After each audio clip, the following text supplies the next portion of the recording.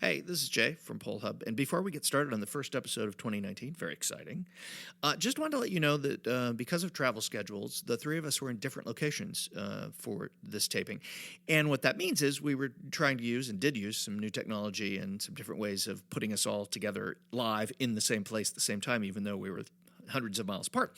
And the sound quality is a little different in some parts of this upcoming podcast than it is in others. So bear with us. We'll get it all straightened out. It's a good episode, worth sticking around for.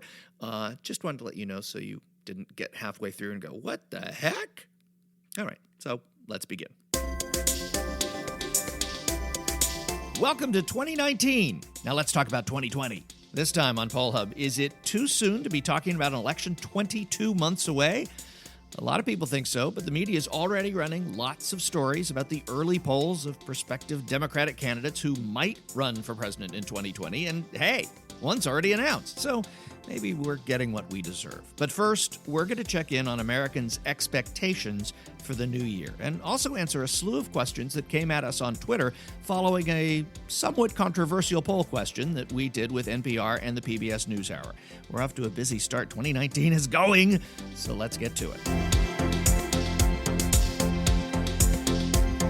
And hi, everybody. Welcome to Poll Hub 2019. I'm Jay DeDapper, Director of Innovation here at the Marist Poll. And I'm Barbara Carvalho, Director of the Marist Poll. And I'm Lee Miringoff, Director of the Marist College Institute for Public Opinion. So we left off 2018 with our resolutions and predictions and things like that. We're going to start off 2019 with our expectations, kind of twin sons of a different mother, maybe, if you will.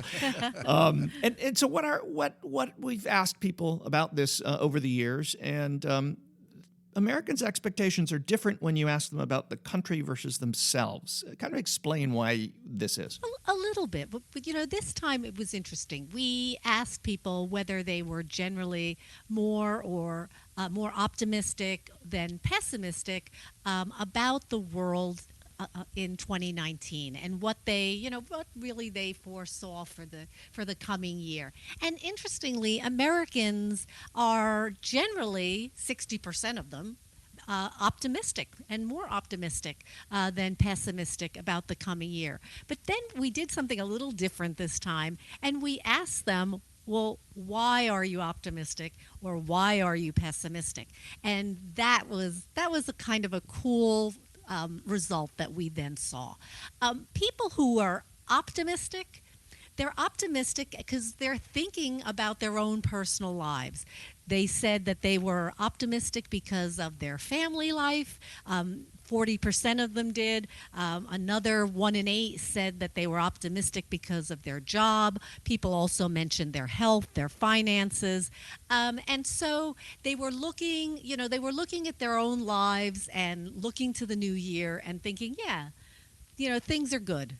Those people who said that they were going to be pessimistic about the coming year, 37%, they actually were looking outward. They were looking at the state of our politics, the state of our government, the news. 64% of them said that they were pessimistic because of the nature of our politics. And again, another 1 in 5 said they were pessimistic because of what do they see on the news. So these are they have the gridlock blues for the coming year, I guess. And they're focused on that more so than their family. Is it fair to say they're focused on that more than their families or their jobs? Well, I think it's how they interpreted the question. So when they thought about the coming year and when we talked about the world, some people thought of it as their world and other people thought of it as the United States. And so when they were thinking about these different things, they had a different perspective. And we talked a little bit about some of the other questions we had asked in this poll on civility a couple of weeks ago.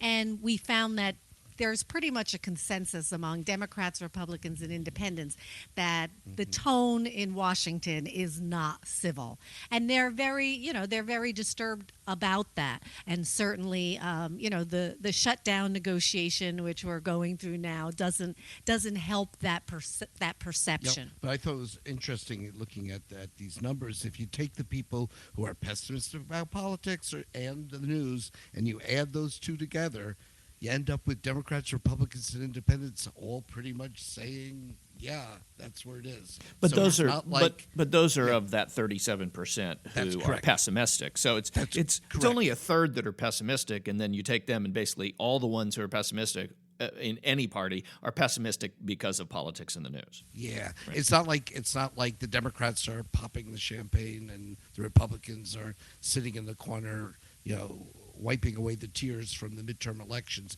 It's that those people who are concerned about politics and the news cut across party lines. So that's actually kind of interesting. If I mean, and this may be imputing too much into it, but if a third of Americans are pessimistic, and they're pessimistic because of the news and because of the news and politics and all of that, does that indicate that only a third of Americans are really tracking that? Because we focus so much on politics and the news because in polling, that's what you do. And we're all kind of political and news junkies, so we're on Twitter and we're following these things and following other newsmakers and reporters and journalists.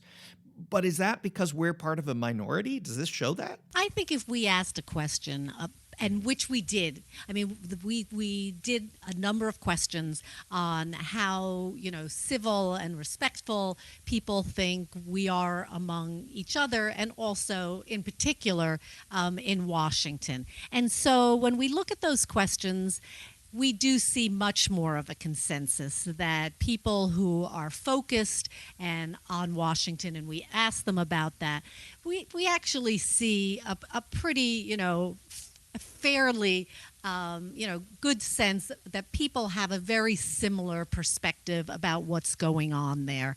And so I don't know that it's necessarily that they're not following it. It's just when they interpreted the question as the future, they thought about their own personal future. Some people have to be optimistic about the political future. I mean, there's got to be somebody out there. Let's see. When we did ask about optimistic, I just like to see if anybody did say the news, and About optimistic or pessimistic? yeah, the just looking optimistic. for the I'm optimistic. looking for 3%. optimistic. 3%. Yeah, 3% said they were optimistic because of the news. Yeah. So that's a really small handful. It's a rounding and error. 1 in 10 did say that they were optimistic about politics. Politics, yeah. So Some of this tracks the right direction, wrong direction stuff, right? I mean, this is a question that's asked by pretty much every pollster going back, to 30, 40, 50 years. And I looked back, and we've been pessimistic as a country. When you ask, is the country going the right direction or wrong direction, which I would interpret as being largely connected to politics and the news. Certainly the economy is part of that. But right direction, wrong direction has been right direction in the 30s, wrong direction in the 50s, pretty much consistently for almost 10 years. The last time that Americans, and an average of polls, that Americans said that they thought the country was going in the right direction more than the wrong direction was in June of 2009, and it was by 1/10 of a point. It was like 46.1 to 46 or something like that. And that's right after Obama has taken office. yeah, that's after the first session. But just as the Tea Party sentiment is also starting to grow coming up for the 2010 election. So, not a lot of the good old days are hard to remember. It's interesting, though, we asked that same optimism question back then in December of 2009, and it's not that far apart from here. We had 63% who are more optimistic and 34% who are more pessimistic, we're at 60-37 right now. So it's really not that much different. It's just the right direction, wrong direction has drifted further and further apart. And maybe that is, again, because people are focusing more on that question in their personal lives and less on things they can't control, like politics and the news. And the question in terms of the optimism, pessimism gives people a chance to think about their families positively, whereas right direction, wrong direction of the country keeps us more in a political, news way.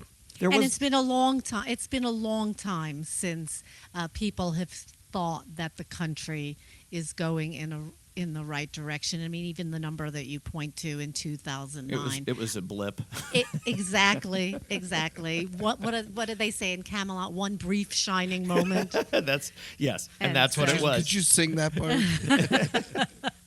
I don't think you want me to do that. One other thing from this poll that we asked was, and we're speaking of politics, and we're in 2019 now, and the House has convened, the new House with Nancy Pelosi as the Speaker. But we asked people in our NPR, PBS NewsHour poll, we asked Americans what they thought about the priority for the new Congress should be. And I thought it was interesting, the answers that we got. Yeah, they want to get things done.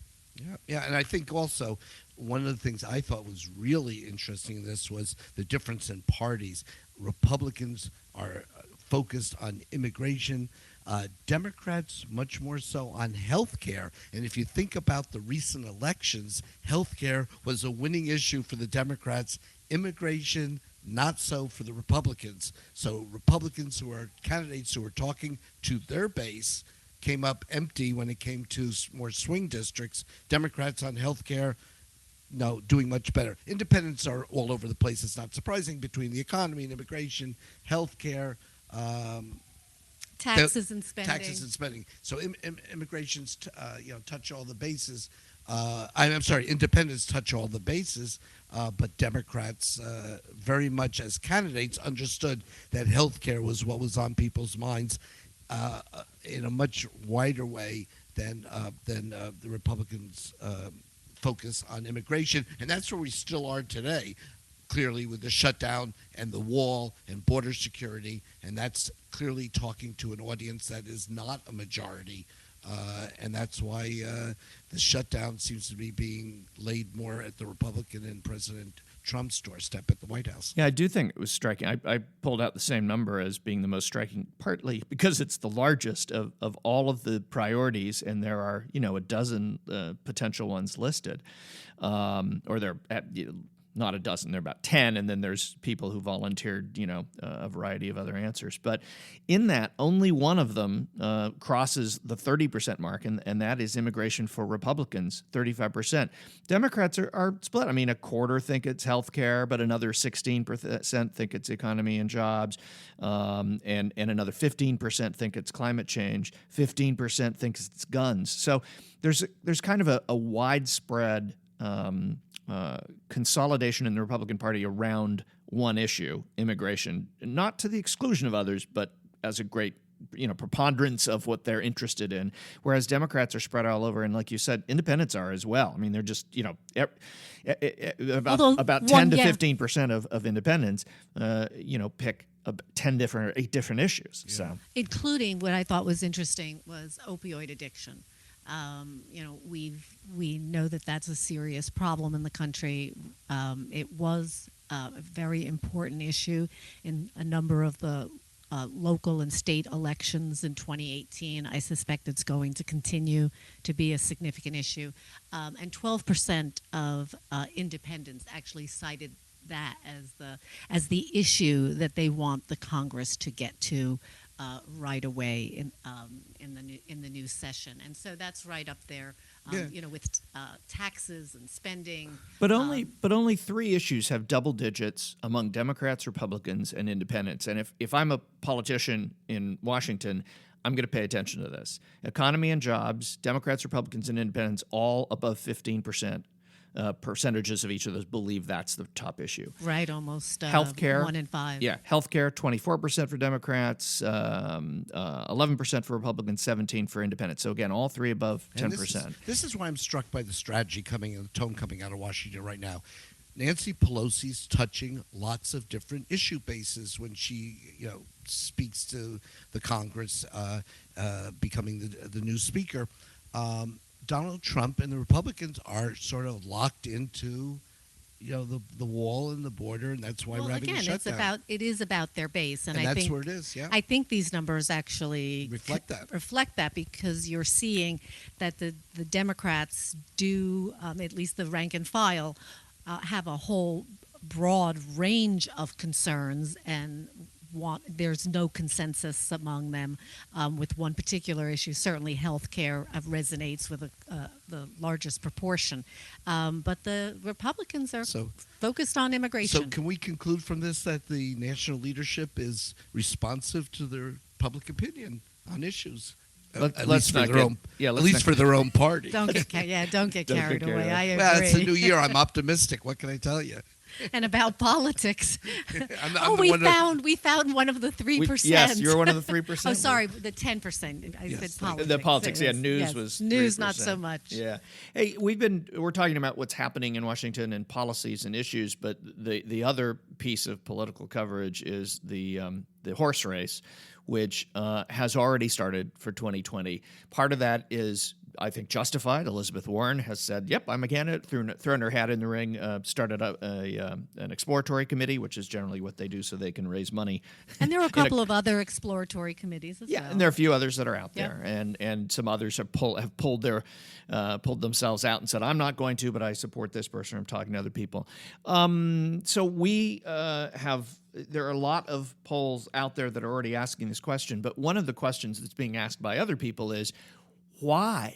Why is anybody doing these polls? And do they matter? Or actually, by looking at history, maybe they don't matter. Scott Walker was the top person in 2016, a Republican governor of Wisconsin, going into 2015, right? Into early 2015. Was he one of the first ones to drop out? I think he was the first major one to drop out. And a while back, Rudy Giuliani was a front runner.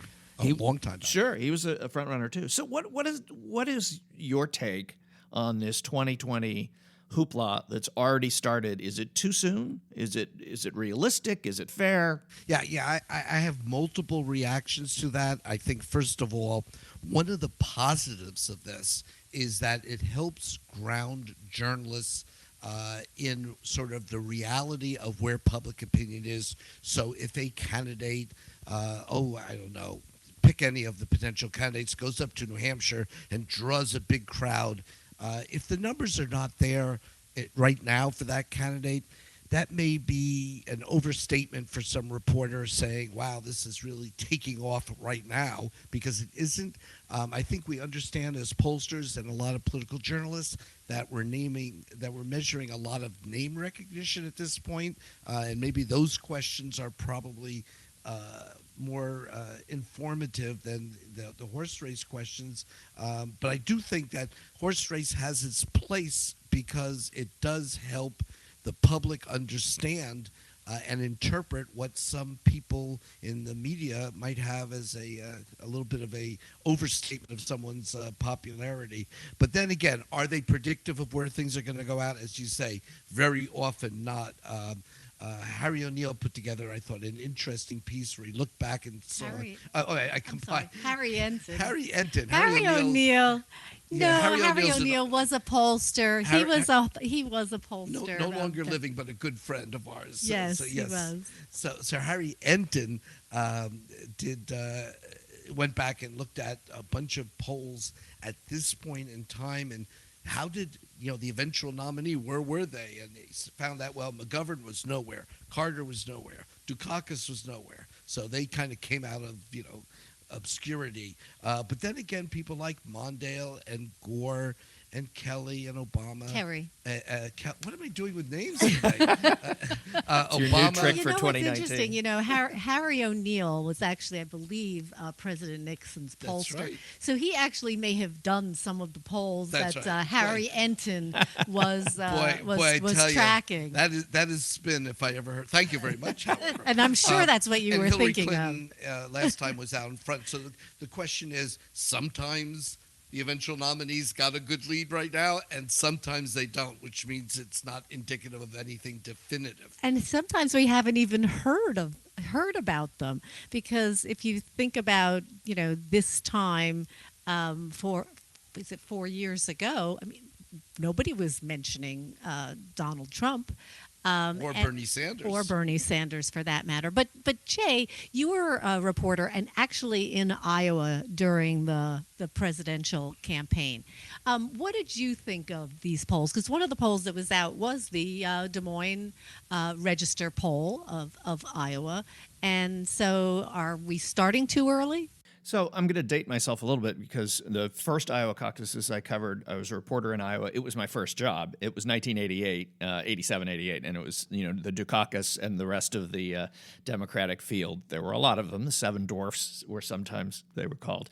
At that time, and this is true up until really the 2000s.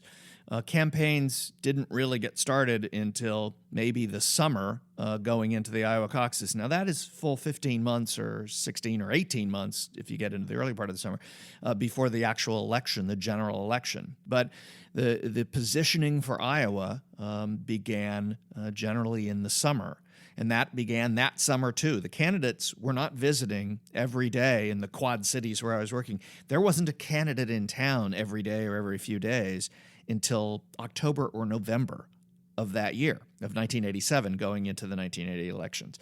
And I think that's the difference. That being said, I completely agree with those who are critical right now of the media on focusing a lot of attention on 2020 in what seems to be to the exclusion of the people who were just elected 2 months ago in 2018, and a Congress that has a lot to do and may or may not get it done, but they were elected to do stuff.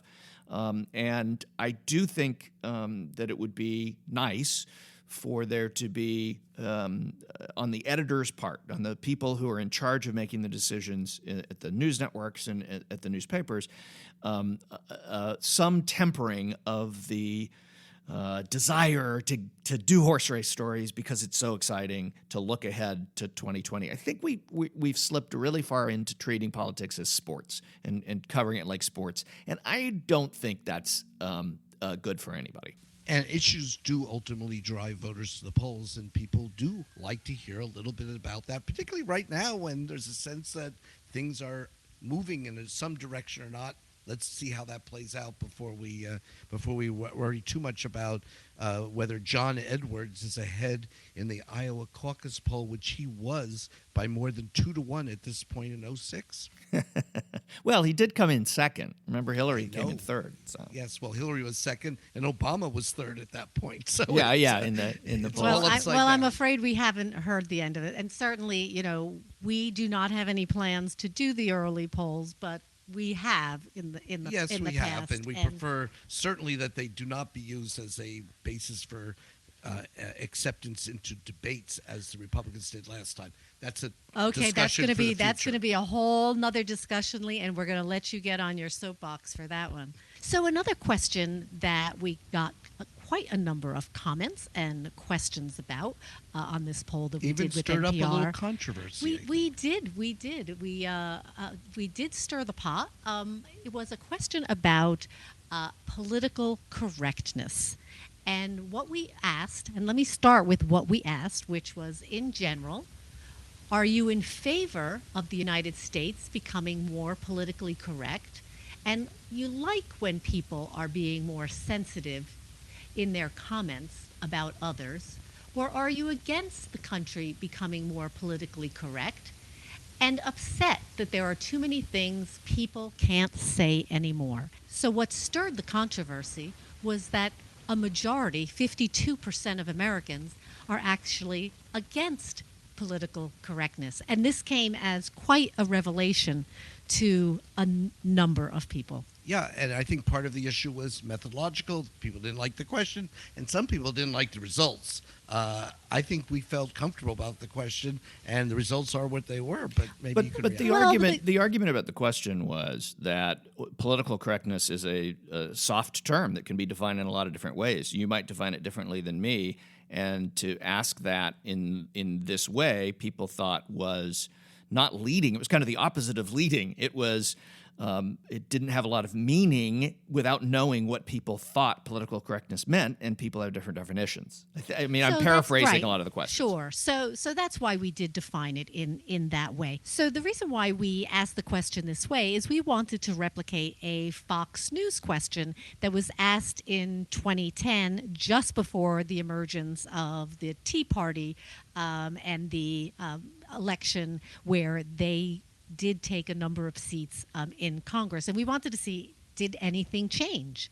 And we did find that, in fact, Americans are a little more, or a few more Americans are interested in and feel that we should be politically correct, and a smaller proportion think that we should not be. But overall, still a majority of Americans do feel that perhaps it does go too far. So, that notwithstanding, there's certainly a takeaway here for Democrats and Republicans about this issue of political correctness. It's not going away anytime soon, and people are pretty heated about it. And I think it's something that helps if both sides get a handle on what it's all about. I think the question was interesting in that it did get a reaction, and we do encourage you to give us your reactions, because this gives us a chance maybe to clear the air a little bit. Well, looking forward, though, to 2020, I think these results also have a different significance in terms of both Democrats and Republicans and how they are going to approach the campaign. And clearly, if you think back of Donald Trump and how different he was for our political landscape and how he tapped into some kind of cultural differences, maybe not issue differences, maybe not character differences, but it's something cultural about that. Maybe this is a little bit of what that's about, and helps Democrats maybe understand a little bit about what this is, and Republicans worrying a little bit about how they can be too intolerant sometimes and too insensitive. So I think there's a lessons for both sides in this data. And the bottom line for the people who were concerned that we were asking a question that had a term that was that we defined, but maybe people didn't define that way, is that we didn't invent the question. That was the point, right? I mean, the point is that we want to get results that are accurate, but also can be compared to other particular points in the past, because that makes them kind of more interesting and gives you more information about them, and that's why we did that. But we did not ask just whether do you like political correctness or not. We did provide some meat on the bones in terms of what led one way people or people leading them another way. And even though the question wording is available on our website and NPR and PBS NewsHour's website, what happens, as we know, in the Twitterverse is that sometimes, just like that old game of telephone, some of the details get lost as you kind of go farther and farther into the conversation. And so, check the source, check the questions, and please, if you disagree, let us know. Yeah, I think that's the most important thing in this is that we're answering the questions that are asked, and don't stop asking the questions, because we need to hear the questions, because that's our whole point in doing the podcast, is for people to better understand polling and not, just see it through, oh, I saw two numbers on the screen, I understand it. There's a lot more to understand, and we want to help you understand that. And so ask your questions. And so I think that will definitely do it for this edition of Poll Hub. Poll Hub is a production of the Marist Poll at Marist College in Poughkeepsie, New York, with Mary Griffith, our executive producer, and Kenny Marples, our editor. And they still both want to be doing this into the new year. And they will be. Please. What were you suggesting there, Lee? Well, after this controversy, maybe they didn't want to. They're bailing on us.